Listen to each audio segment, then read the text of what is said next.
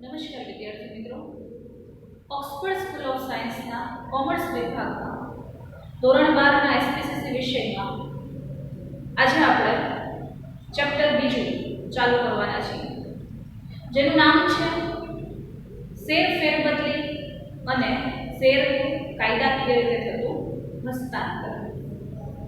અગાઉ આપણે પાઠ 1 વિશે વિગતે માહિતી છે મેળવેલી હતી, જેમાં શેર બહાર કાઢવા, હકના શેર મેળવવા, ત્યાગપત્ર વડે શેરને જતા કરવા અથવા તો એની જે માલિકી છે એને જતી કરવી, એના વિશે પણ આપણે વિગતે ચર્ચા કરેલી હતી. શેર વહેંચણી પત્ર એટલે કે કયા પ્રકારના શેરને અને એ શેરને જેટલી અરજીઓ આવી છે એના પ્રમાણમાં કેટલા શેરને મંજૂર કરવા, એનું આખું ફાળવણી પત્ર એટલે કે શેર વેચણી પત્રક વિશેની પણ આપણે ચર્ચા કરેલી.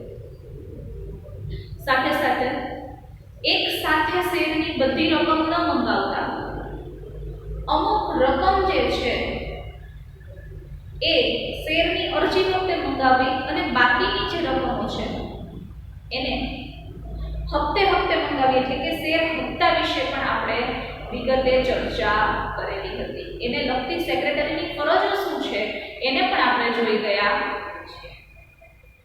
ત્યારબાદ શેર હપ્તા ન ભરેલા હોય તો એવા શેરધારકોના શેરને જપ્ત કરવા, એની વિધિ, એની આખી પ્રક્રિયા, નિયમન પત્રની જોગવાઈ, સેક્રેટરીની ફરજ, શેર જપ્તીની અસરો શું છે એના વિશે પણ આપણે ખ્યાલ મેળવ્યો. શેર જપ્ત કરી લેવા એટલે કે એની માલિકીને ખતમ કરવી અને એણે શેર ઉપર જેટલી રકમ ભરી છે એ બધી રકમને પોતાના કબજામાં લઈ લેવી અને શેરનું માલિકી પણ અથવા એના સભ્યપત્રકમાંથી નામ રદ કરવું એટલે શેર જપ્ત.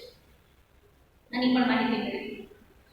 હવે શેર જપ્તી છે એ એક શિક્ષાત્મક પગલું છે, પણ શેર સોંપણીની આપણે વાત કરેલી હતી કે જે એક સ્વૈચ્છિક પગલું છે.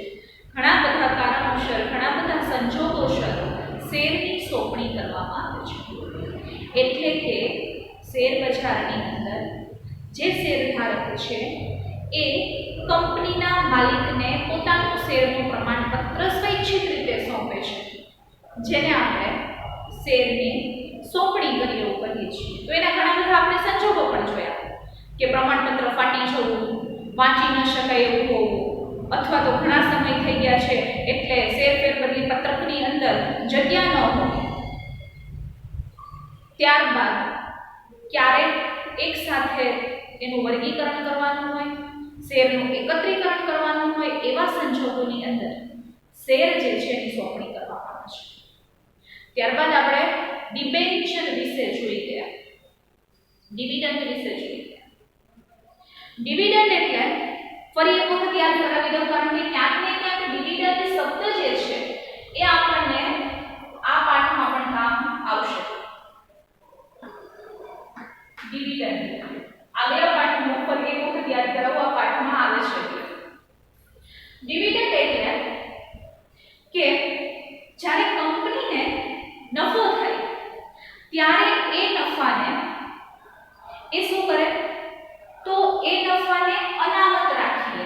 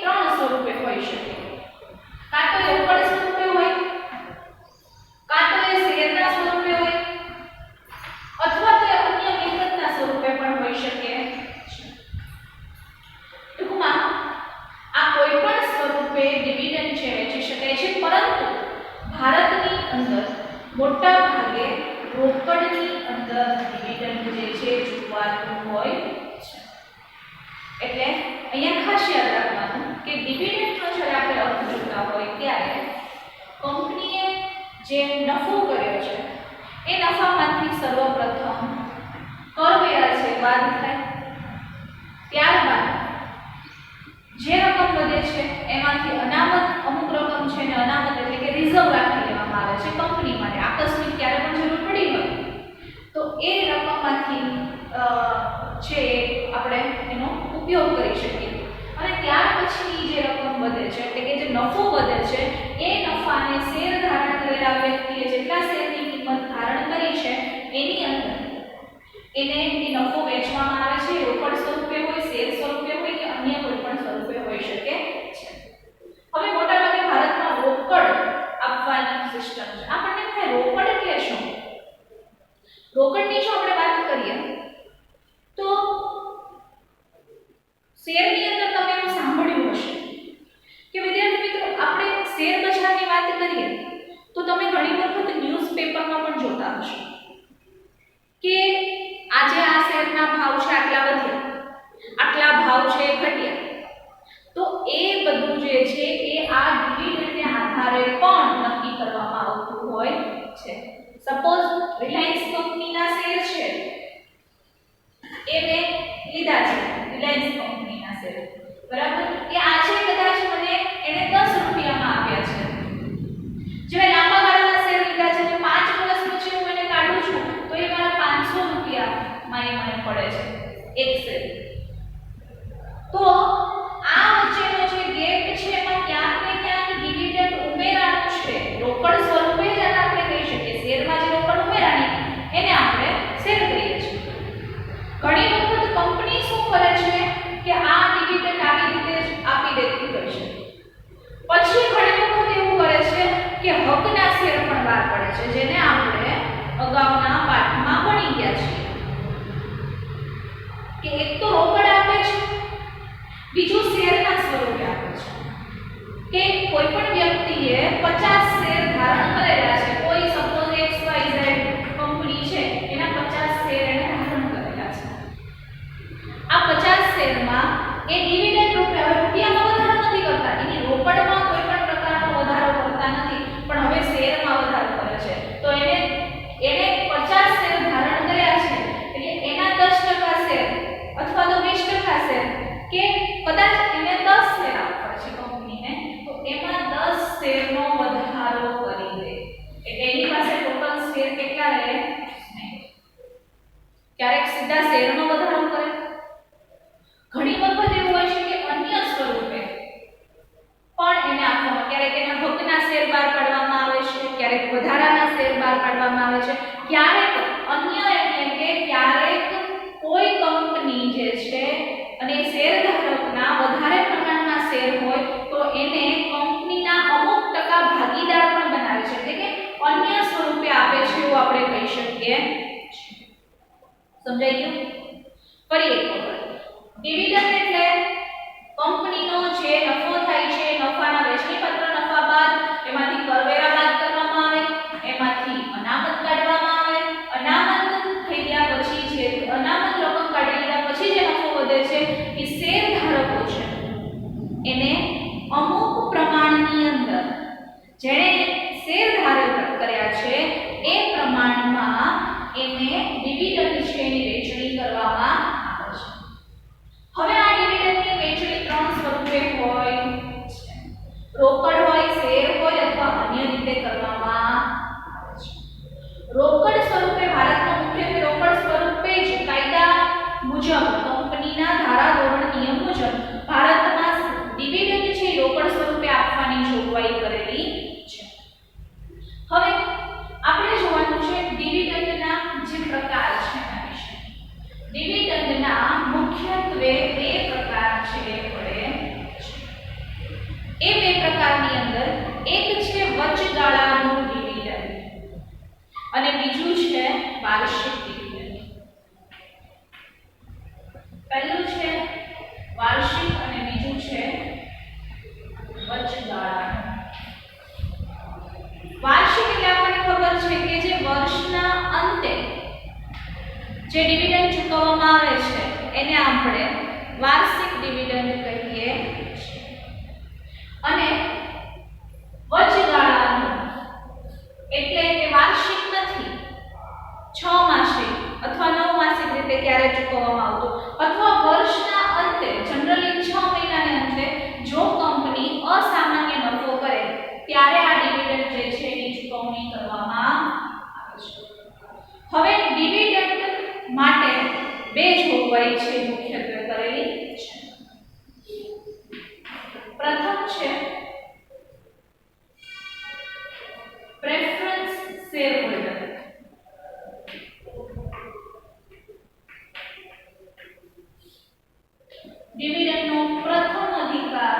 જો હોય તો પ્રેફરન્સ શેર હોલ્ડરને મળેલો, કારણ કે ઇક્વિટી શેર હોલ્ડર છે કંપનીના સાચા માલિક છે. પ્રેફરન્સ શેર હોલ્ડરને નફાની વહેંચણી કર્યા પછી ઇક્વિટી શેર હોલ્ડરને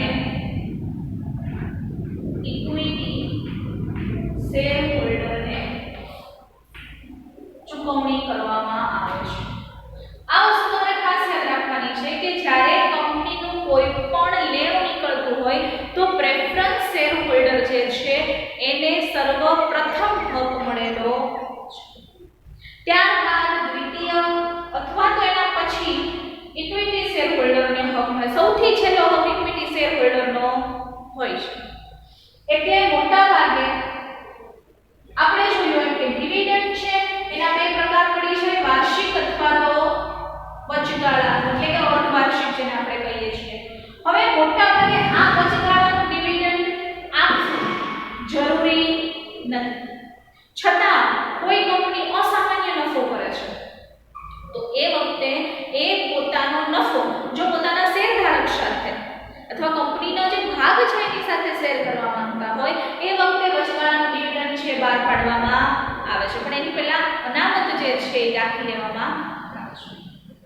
એટલે ખરેખર બે રીતના ડિવિડન્ડ છે અને share holder preference share holder અને ઇક્વિટી શેર હોલ્ડરમાં પ્રથમ જો ક્યારેક પરીક્ષામાં પૂછાય તો પ્રથમ હક છે પ્રેફરન્સ શેર હોલ્ડરને છે, બીજો હક છે ઇક્વિટી શેર હોલ્ડરને મળે છે. એટલે આ વાત હતી ડિવિડન્ડની. હવે આપણે જોવાનું છે શેર ફેરબદલી અને શેરનું કાયદાકીય હસ્તાંતરણ કેવી રીતે કરવાનું છે. હવે આપણે આ પાઠનો જો જોઈએ તો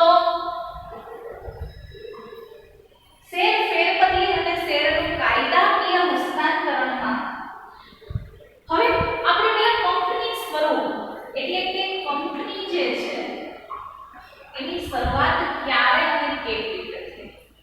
હવે આપણને ખ્યાલ છે આપણે ધોરણ 11 ની અંદર BA માં પણ ભણી ગયા હશો ને SP માં પણ ભણી ગયા હશો કે કંપની સ્વરૂપ કેવા હતા. કંપની સ્વરૂપની શરૂઆત થઈ એની પહેલા ધંધા વેપારની શરૂઆત થઈ. પહેલા બાર્ટર સિસ્ટમ હતી, સાટા પદ્ધતિ જેને આપણે કહીએ છીએ. વિના મૂલ્યે વિનિમય થતો. ઘઉંના બદલામાં ચોખા, જેની પાસે ચોખા છે અને એને ઘઉં જોઈએ છે તો જે ખેડૂત ઘઉં ઉગાડે છે એને જેની ચોખા આપે ત્યારે એને ઘઉં મળે. સામે વસ્તુઓનો વિનિમય થતો. ધીરે ધીરે એમને ખ્યાલ આવ્યો કે રૂપિયા જે છે મહત્વ અથવા કોઈ એવું મૂલ્ય હોવું જોઈએ કે જેનો સંગ્રહ લાંબા સમય સુધી થાય. પહેલાના જમાનામાં અનાજ છે, પ્રાણીઓ જે છે, પશુ છે, એને પણ રૂપિયાની જેમ જ વિનિમયના મૂલ્યો તરીકે ઓળખવામાં આવતા. પણ ધારો કે કોઈ વ્યક્તિ છે એને 10 કિલો કે વધારે પ્રમાણમાં કંઈક જોઈએ છે અથવા એને બળદ, હાથી જેવી વસ્તુઓ આપે છે, મૂલ્યવાન વસ્તુઓને જોતી હોય તો બળદ કે આપે છે તો એ નાસવપ્રાય છે. આજે નહીં તો કાલે એનો સંગ્રહ થઈ શકતો નથી. જો એ મૃત પામે તો એનું મૂલ્ય છે ત્યારે ત્યાં પૂરું થઈ છે. તો આ જ રીતે જ્યારે વસ્તુઓનો સંગ્રહ કરવાની અથવા નાણું છે એની ઉત્પત્તિ નથી થઈ ત્યારે વિચાર આવ્યો કે કાંઈક એવી વસ્તુ હોવી જોઈએ જેનો આપણે સંગ્રહ કરી શકીએ. ધીરે ધીરે રત્નો છે, કોડી છે એનો ઉપયોગ કરવામાં આવ્યો. ત્યારબાદ સોના મહોરો બહાર પડી. તમને ખ્યાલ હશે આજે પણ રાણી સિક્કાઓ વિશે વાતચીત થતી હોય છે. ત્યારબાદ ચાંદીના, સોનાના, ત્રાંબાના સિક્કાઓનો પણ ધાતુયુગના પ્રારંભ પછી ક્યાંક ને ક્યાંક એનો પણ ઉપયોગ થતો. એના પછી ધીરે ધીરે કરતા આજે આપણે એ સિક્કાઓ વજનમાં બહુ લાગતા એટલે એક સાથે કદાચ તમે 1000 રૂપિયાના સિક્કા લઈને નીકળાવો તો તમારો હાથ દુખી જાય. એટલે એનાથી હળવી વસ્તુ એટલે કે નોટનો ઉપયોગ થયો. અને હવે તમે જુઓ છો કે હવેની જે નોટ છે, ચલણી નોટ જે છે એ ક્યાંક ને ક્યાંક રીતે એનું કદ નાનું થતું જાય છે અને એની સિક્યુરિટી જે છે હાઈ થતી જાય છે. અત્યારે હમણાં જ રૂપિયાઓ જે છે એનું પણ રૂપાંતર થયું, એને પણ ડિમોનેટાઇઝ કરવામાં આવ્યા, એને પણ નવો રૂપ અને નવો રંગ આપવામાં આવ્યો. શકીએ કે એ જે છે એ માણસ ધીરે ધીરે રૂપિયાનો નવા પ્રયોગો કરતો ગયો. હવે આમ કરતા કરતા વેપારની શરૂઆત થઈ. વેપારની શરૂઆત થઈ એટલે સર્વપ્રથમ વૈયક્તિક પેઢી અસ્તિત્વમાં આવી. વૈયક્તિક પેઢી એટલે કે એકાંકી વેપારી જેને આપણે કહીએ છીએ, એના સ્વરૂપમાં પ્રથમ એકાંકી વેપારી કે જે હજુ ઘણી બધી એવી નાની નાની તમે દુકાનો જોતા હોય તો એક વ્યક્તિ એ પોતે જ છે એ એનો મેનેજર હોય, એ પોતે જ એની માટે અકાઉન્ટન્ટનું કામ કરતો હોય, કારણ કે પોતે જ લખતો, એક જ વ્યક્તિ બધી જવાબદારી નિભાવે. એક નાનકડી એમની દુકાન હોય, કોઈ ગ્રોસરી શોપ તમે લઈ લો, પ્રોવિઝન સ્ટોર જેને આપણે કહીએ છીએ, તો કરિયાણાની દુકાન, તો એની અંદર તમે ઘણી વાર જુઓ છો એક વ્યક્તિ માલિક હોય, એ જ વ્યક્તિ છે એમાં કામ કરતો હોય, એ જ વ્યક્તિ અકાઉન્ટ લખતો હોય, કારણ કે માલ લાવવાનો પણ એને, એ દુકાનની શરૂઆત પણ એને કરવાની. કોક વ્યક્તિ છે ગ્રાહક બનીને જાય એની પાસે, એટલે એમાંથી જોખીને પણ એ આપે, લખવાનું કામ કરવાનું, બિલ એ બનાવે, એટલે બિલ કીપર એ છે. સાથે સાથે એ વ્યક્તિ છે એ તમને પેકિંગ કરીને પણ આપશે.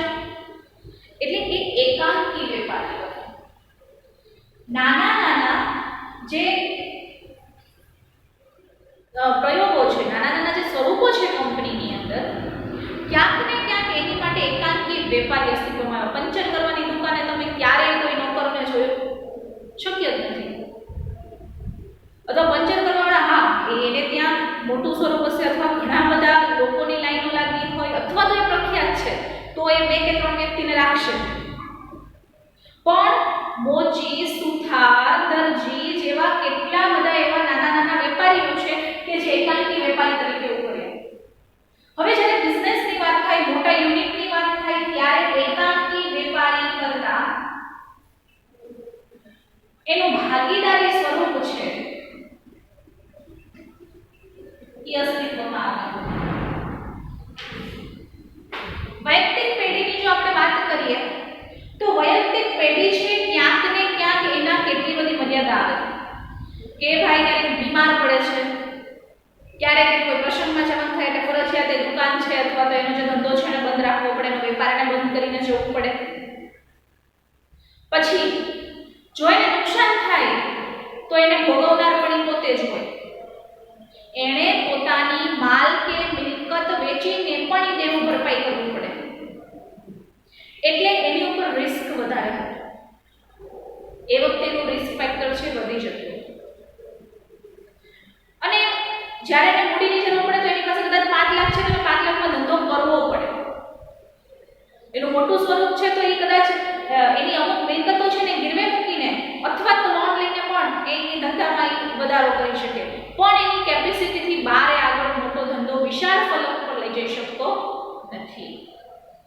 એ વખતે ભાગીદારી સ્વરૂપ અસ્તિત્વમાં આવ્યું કે એક કરતા વધારે લોકો, ધારો કે એક વ્યક્તિ છે 5 લાખની કેપેસિટી ધરાવે છે તો 4 વ્યક્તિઓ ભેગા થઈ અને 20 લાખની કેપેસિટીનો મોટો બિઝનેસ સ્ટાર્ટ કરશે. એટલે એનું રિસ્ક ફેક્ટર પણ વેચાઈ જાય. 4 વ્યક્તિઓમાં વેચાઈ જાય. કદાચ ધંધાની અંદર નુકસાન જશે તો એનો એકલો હકદાર, એકાંકી હોય તો એકલો હકદાર થાય, પણ એને 4 જણામાં એ ભાગ છે વેચાઈ જાય છે. હવે વેચાઈ જાય છે એટલે ક્યાંક ને ક્યાંક આપણે એવું કહી શકીએ છીએ કે ભાગીદારી સ્વરૂપ જે છે સહેલું બન્યું. ભાગીદારો વધ્યા, રિસ્ક ફેક્ટર વધતું ગયું, પણ ભાગીદારી માટે 2 કે તેથી વધુ વ્યક્તિઓ, ભાગીદારીની તમે વ્યાખ્યા જોઈ હશે, અકાઉન્ટમાં પણ આવે છે ભાગીદારી સ્વરૂપમાં. 2 કે વધારે વ્યક્તિઓ છે ભેગા થઈ અને નફો નુકસાન સરખા ભાગે વેચવા માટે એક કરારથી પોતાની આ પેઢીને અસ્તિત્વમાં લાવે છે. પણ જ્યારે છૂટા પડે ત્યારે આની જે પ્રોસેસ છે ખૂબ લાંબી, સમય માંગી લે તેવી અને ખર્ચાળ હોય છે. જો આજે ખુશીથી છૂટા થાય તો કોઈ પ્રશ્ન હોતો નથી,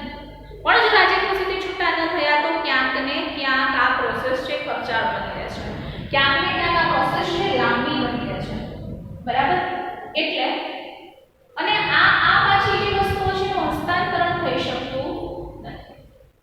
હવે આ જ સ્વરૂપને આ જ બંનેની ક્યાંક ને ક્યાંક એવી મર્યાદાઓ હતી કે જેમાં કંપની સ્વરૂપ અસ્તિત્વમાં આવ્યું.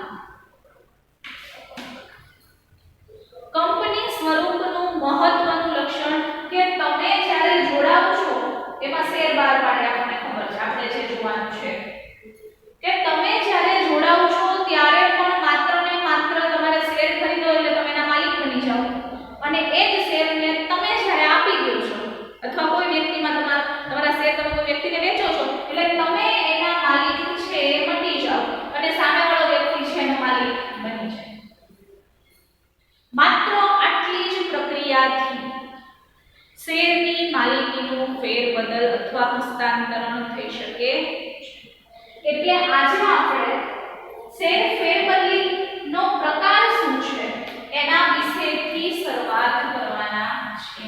હવે શેર ફેરબદલી માટે આ બધી જ વસ્તુ જાણવી અગત્યની હતી કે શેર ફેરબદલી એટલે કે કંપની ક્યારે અસ્તિત્વમાં આવી, શેરની ફેરબદલી શા માટે અસ્તિત્વમાં આવી, તો કે શેરની ફેરબદલી માટે એક તો કંપની સ્વરૂપ જે છે એ અસ્તિત્વમાં આવ્યું. પહેલા તો કંપની સ્વરૂપ અસ્તિત્વમાં આવ્યું અને એનું કારણ એવું હતું કે ભાગીદારી પેઢી તથા એકાંકી અથવા તો વૈયક્તિક પેઢી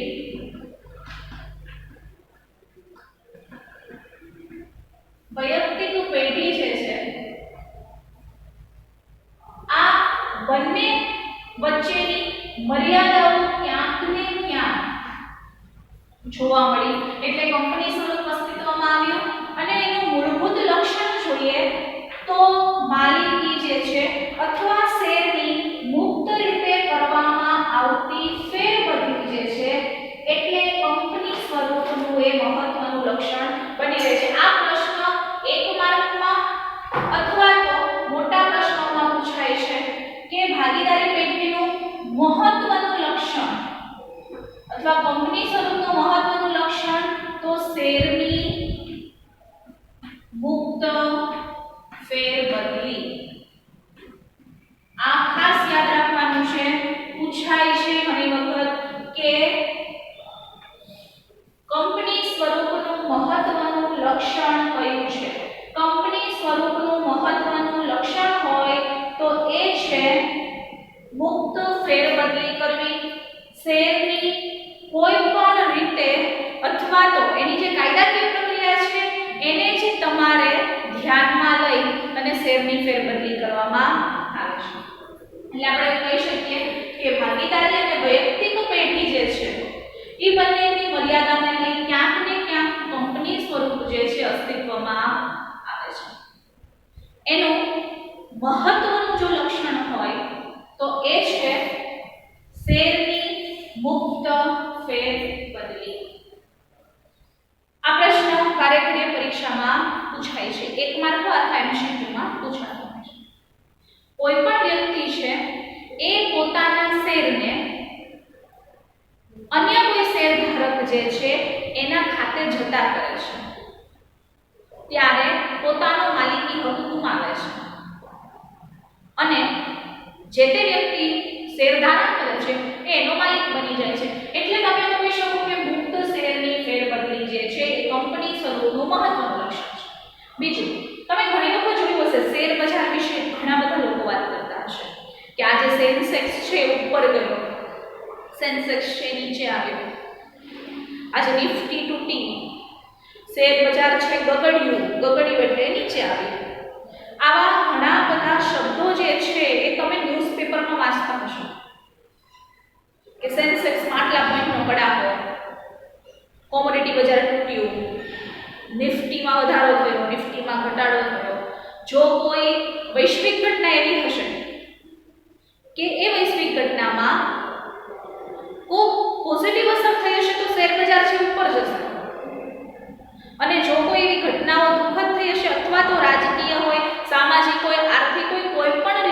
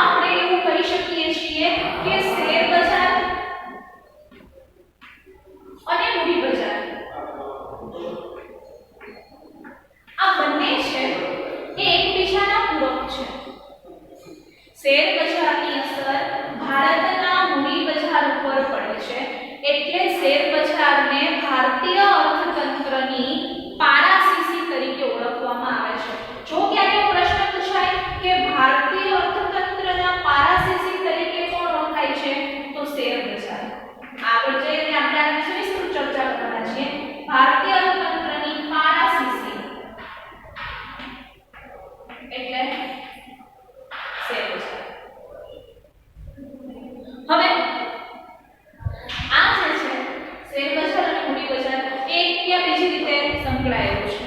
કેવી રીતે? તો શેર બજાર જે છે, શેરની જ્યારે આપણે ફેરબદલી કરીએ છીએ ત્યારે એક યા બીજી રીતે સરકાર એની ઉપર ટેક્સ નાખે છે, કરવેરા નાખે છે. જેટલા શેર વેચાશે એટલી જ પ્રમાણમાં સરકારને આવક થશે અને મૂડી બજાર છે મજબૂત થશે. એટલે આપણે એવું કહી શકીએ કે ક્યાંક ને ક્યાંક શેર બજાર એ મૂડી બજાર ઉપર અથવા ભારતના અર્થતંત્ર ઉપર ક્યાંક ને ક્યાંક અસર કરે છે. આપણે વાત કરતા હતા શેરની ફેરબદલીની, તો શેરની મુક્ત ફેરબદલી એટલે કોઈ પણ વ્યક્તિ અથવા કોઈ પણ શેરધારક પોતાના શેર બીજાની માલિકીના કરે અથવા તો એને બીજાના નામે ફેરબદલી કરે છે ત્યારે એ વ્યક્તિ પોતાનું સભ્યપદ ગુમાવે છે. પોતાનું જે શેર છે એ શેરને એ ગુમાવે છે, બીજો વ્યક્તિ છે એનો માલિક બને છે. પરિણામે જે વ્યક્તિ શેર વેચે છે એને રોકડ મળે છે અને જે વ્યક્તિ શેર ખરીદે છે એ માલિક બને છે. આ બે પ્રોસેસ ફેરબદલીમાં થાય છે. પણ એ કંપનીના ધારા ધોરણ નિયમ મુજબ હોવું જોઈએ, નીતિ નિયમ મુજબ હોવું જોઈએ, નિયમન પત્રમાં જોગવાઈ હોવી જોઈએ. તમારે 3 શબ્દ યાદ રાખવાના: કંપનીના ધારા ધોરણ મુજબ હોવું જોઈએ, એના નીતિ નિયમ મુજબ હોવું જોઈએ અને કંપની છે એના નિયમન પત્રની જોગવાઈ અનુસાર એની કાયદાકીય પ્રક્રિયા પૂર્ણ થાય એટલે એનું શેર ફેરબદલી જે છે આપણે કરી શકીએ છીએ. હવે આપણે એની વ્યાખ્યા છે એને જોવા જઈ રહ્યા છીએ. શેર હોલ્ડર છે એ બીજા વ્યક્તિના સંદર્ભમાં જ્યારે ફેરબદલી કરે છે ત્યારે એની વ્યાખ્યા એવી છે કે કંપનીની સંમતિથી, કોઈ પણ વ્યક્તિ જાતે નહીં પરંતુ કંપનીની સંમતિથી એ વ્યક્તિ જે છે શેરધારક મરજિયાત રીતે એટલે કે શેરધારક સ્વૈચ્છિક રીતે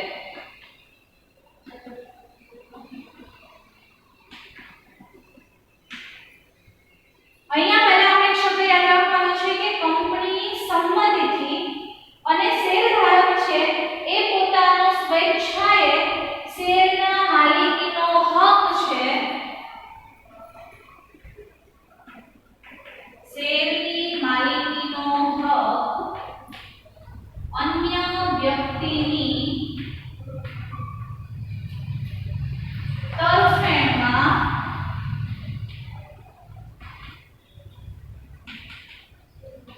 જતો કરે, જેને શેરની ફેરબદલી અથવા તો માલિકી અને માલિકી હકની પણ ફેરબદલી કરે,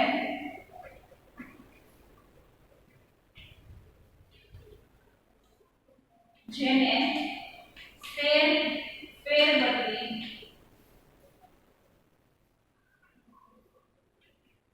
કહે. કંપનીની સંમતિની અપેક્ષાએ કોઈ પણ શેરધારક સ્વૈચ્છિક રીતે શેરની માલિકીનો હક અન્ય વ્યક્તિની તરફેણમાં જતો કરે એટલે કે માલિકી હકની ફેરબદલી કરે, જેને શેર ફેરબદલી કહેવાય છે. એકમાત્ર પ્રશ્નમાં ખાસ પૂછાતું જો કોઈ વાક્ય હોય તો એક તો એ સ્વૈચ્છિક રીતે થાય છે. 3 શબ્દ યાદ રાખવાના. એક તો કંપનીની સંમતિથી થાય, સ્વૈચ્છિક એટલે કે મરજિયાત રીતે થાય, ફરજિયાત અને મરજિયાત. ફરજિયાત એટલે કે જે કંપનીએ ફરજિયાત પણ લાગુ પાડવાનું હોય. આ છે મરજિયાત છે, કંપની તમને કોઈ ફરજિયાત રીતે લાગુ પાડતી નથી. શેરની માલિકીનો હક અન્ય વ્યક્તિની તરફેણમાં જતો કરે અને માલિકી હકની ફેરબદલી કરે, જેને શેર ફેરબદલી કહેવાય છે. 3 શબ્દો યાદ રાખવાના: કંપનીની સંમતિ, સ્વૈચ્છિક રીતે અને માલિકી હકની ફેરબદલી. માલિકી હક એટલે કે એ વ્યક્તિ પાસે 100 શેર છે, હવે એને પોતાના 20 શેર, અત્યારે એને રોકડની જરૂર છે એટલે પોતાના 20 શેર બીને આપે છે. એની પાસે કેટલા રહ્યા? 80 શેર. આ 20 શેર ઉપરથી માલિકી પોતે રોકડ લઈ અને માલિકી છે એ બીને આપી દે છે એટલે કે આ જે છે વ્યક્તિ એ 20 શેરનો માલિક રહેતો નથી, પોતાના વિસ્તાર ઉપરનું જે માલિકીપણું છે એ ગુમાવે છે, આ વ્યક્તિ છે એ શેર ખરીદે છે એટલે આ પોતે માલિક બને છે। એટલે ક્યાંક ને ક્યાંક પોતાના માલિકીપણાના હકને બીજા વ્યક્તિને ફેરબદલી કરવી અથવા તો બીજા વ્યક્તિને આપવી, જેને શેરની ફેરબદલી કહેવામાં આવે છે। આ પ્રશ્ન ફરી પૂછાય છે। ત્રણ શબ્દો મુખ્ય યાદ રાખવાના છે, ત્રણ શબ્દો ઉપર ભાર આપવાનો છે, એટલે વ્યાખ્યા તૈયાર થઈ જાય કે કંપનીની સંમતિથી શેરધારક સ્વૈચ્છિક રીતે શેરની માલિકીનો હક અન્ય વ્યક્તિની તરફેણમાં જતો કરે અને માલિકી હકની ફેરબદલી કરે, જેને શેર ફેરબદલી કહેવામાં આવે છે। હવે આપણે જોવાનું છે કે શેર ફેરબદલીનું મહત્વ શું છે।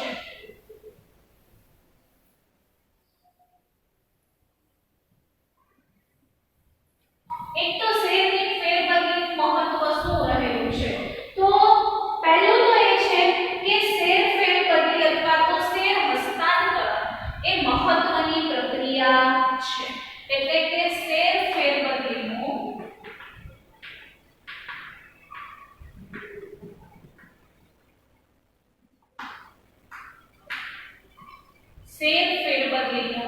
મહત્વ, શેર ફેરબદલીના મહત્વમાં પહેલું હસ્તાંતરણ, શેરનું જે હસ્તાંતરણ છે એક મુખ્ય પ્રક્રિયા તરીકે ભાગ ભજવે છે। હસ્તાંતરણ એટલે કે એક પ્રમાણપત્ર છે અથવા તો શેર છે એક હાથમાંથી બીજા હાથમાં અથવા એક વ્યક્તિ પરથી બીજા વ્યક્તિની તરફેણમાં જાય, એને આપણે હસ્તાંતરણ પણ કહીએ છીએ અને ફેરબદલી પણ કહીએ છીએ। એટલે કે એક મહત્વની પ્રક્રિયા છે। સાથે સાથે પોતાના અધિકારોનો ઉપયોગ કરી અને શેરધારક અધિકારનો ઉપયોગ કરી, કંપનીએ જે અધિકાર આપ્યા છે એનો ઉપયોગ કરી અને ફેરબદલી કરી શકે છે। જો એને હક હોય તો જ પોતાના શેરની ફેરબદલી કરી શકે છે। સાથે સાથે શેરધારકના શેર મૂડીના ભાગને દર્શાવતું નાણાકીય હિત છે। નાણાકીય હિત એટલે કે શેરના મૂડી ભાગને દર્શાવતું, શેર મૂડીના ભાગને દર્શાવતું નાણાકીય હિત એટલે કે તમે એને શેર હસ્તાંતરણ, શેર ફેરબદલી કે કંઈ પણ કહી શકો છો। તમારો શેર જે છે એ નાણાકીય હિત છે, તમારું પોતાનું ઇન્વેસ્ટમેન્ટ છે, તમારા પોતાનું રોકાણ છે અથવા ક્યાંક ને ક્યાંક તમે એના માલિક છો એ દર્શાવે છે। એટલે આપણે એમ કહી શકીએ કે નાણાકીય હિત અને શેર મૂડીનો ભાગ છે એને દર્શાવવા માટે અથવા તો એના હસ્તાંતરણ કરવા માટે ક્યાંક ને ક્યાંક શેર ફેરબદલી છે એની પ્રક્રિયા મહત્વનો ભાગ ભજવે છે। ત્યારબાદ આવે છે કે શેર જે છે એ આપણી શેર હોલ્ડરોની જંગમ મિલકત છે। શેર હોલ્ડરની જંગમ મિલકત તમે એને કહી શકો છો કે તમે એને એ જંગમ મિલકત હોવાને કારણે એને વેચવાનો, ગીરો મૂકવાનો અથવા બક્ષિસ આપવાનો અધિકાર છે।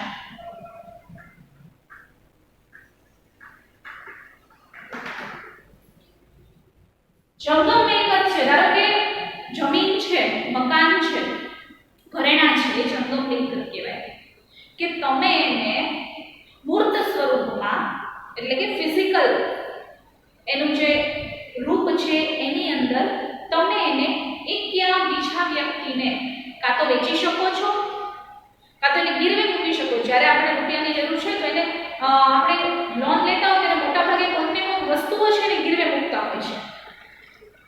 એટલે જે તે વખતે જ્યારે જરૂર પડે ત્યારે એ શેરને તમારે ગીરવે પણ મૂકી શકો છો અને એના ઉપરથી તમે નાણાં ધિરાણ કરી શકો છો, ધિરાણ મેળવી શકો છો અને બક્ષિસ એટલે કે ભેટ પણ આપી શકો છો।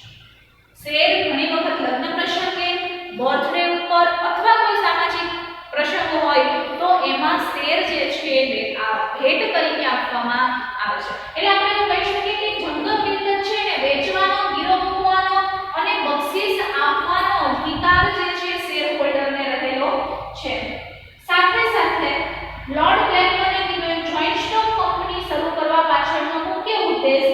શેરની ફેરબદલી સરળતાથી થઈ શકે. આ શબ્દ યાદ રાખજો. લોર્ડ બ્લેકબર્ન એવું કીધેલું કે જોઈન્ટ કંપની શરૂ કરવા પાછળનો ક્યાંક ને ક્યાંક ઉદ્દેશ્ય એવો છે કે જેનાથી શેરની ફેરબદલી મુક્ત રીતે અને કોઈ પણ જાતના અવરોધ વગર થઈ શકે. એ મુખ્ય કારણ જોઈન્ટ સ્ટોક કંપનીનું એ જ છે. આપણે જોયું કે એકાંકી સ્વરૂપ હોય અથવા તો ભાગીદારી સ્વરૂપ હોય તો એમાં બહુ મોટી લાંબી પ્રોસેસ છે. આ તો તમે એક શેર આપો અને બીજો શેર ખરીદો એટલે તમે એના માલિક બની જાઓ છો. ટૂંકમાં માલિકીનું હસ્તાંતરણ બહુ સહેલું પડી જાય છે. હવે આપણે જોવાનું છે ખરીદ વેચાણ છે એ ક્યાં થાય છે? તો કે શેરનું ખરીદ વેચાણ શેર બજારમાં થાય છે અને મૂડી બજાર એનો મુખ્ય સ્ત્રોત છે. એનો મુખ્ય સ્ત્રોત પૂછાય તો શું લખવાનું? મૂડી બજાર એનો મુખ્ય સ્ત્રોત છે. શેર બજાર છે લિસ્ટિંગ કંપનીઓ જે છે તો માન્ય શેર બજાર લિસ્ટિંગ કરેલી કંપનીઓ શેર બજારમાં પોતાનું લિસ્ટિંગ કરાવે છે અને એમાં શેરનું ખરીદ વેચાણ થાય છે. તમે ઘણા બધા એવા ન્યૂઝપેપર છે કે જેની અંદર તમે શેરના આંકડાઓ વધઘટ થતા ન્યૂઝની અંદર જોતા હશો. તો એ બધું છે શેરનો ભાવ વધઘટ, ખરીદ વેચાણ ક્યારે કરવું, શું કરવું એ બધું જ શેર બજાર છે નક્કી કરે છે. બીએસઈ અને એનએસઈ નેશનલ સ્ટોક એક્સચેન્જ અને બોમ્બે સ્ટોક એક્સચેન્જ જે છે એ બંને આ માન્ય શેર બજાર કંપનીઓનું લિસ્ટિંગ કરતી હોય છે.